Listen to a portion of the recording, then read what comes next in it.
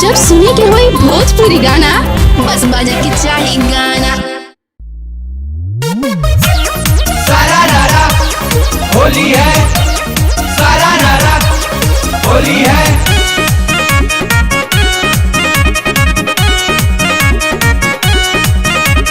Mix by दीपक दिलकश।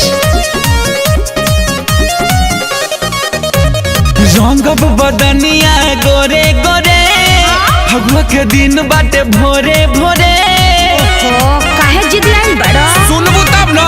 रंगब बदनिया गोरे गोरे, होली के दिन हटे भोरे भोरे। भौजी करे दाना फगुआ मनावन हो।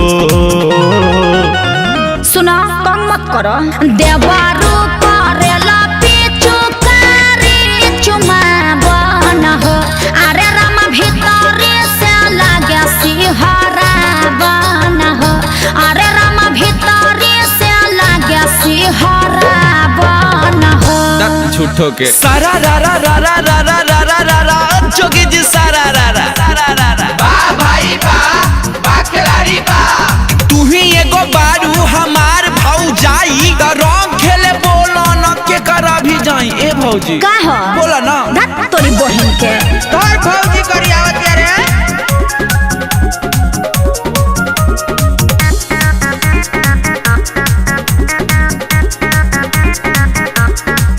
तोहर रहन न तनिको सहाय देबरू। सुन भागन त देहब गरियाई देबरू। ए भौजी संभाल के। भागन त गरियाई बढ़िया से। जब होली में बिगड़ी न कैदा हो, कब देवर कहैला के फायदा हो। करा दाना पुआ जुठिया बन हो। ए बाबू पिता जइब।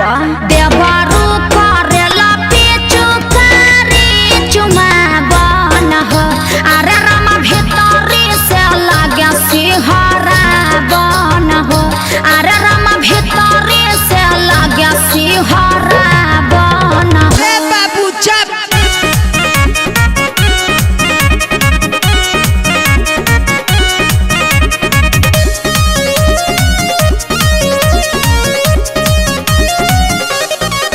सुनबी के हो पुआ बनाबे के बा, सब घर भर के अभी खियाबे के बा।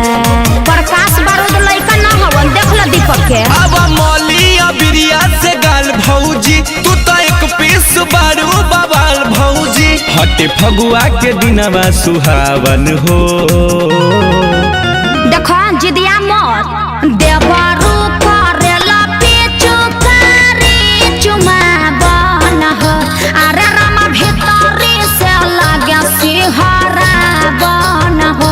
अरे राम भीतरी से लागे सिहरा बन हो। सुनो कम मत करो। देवरू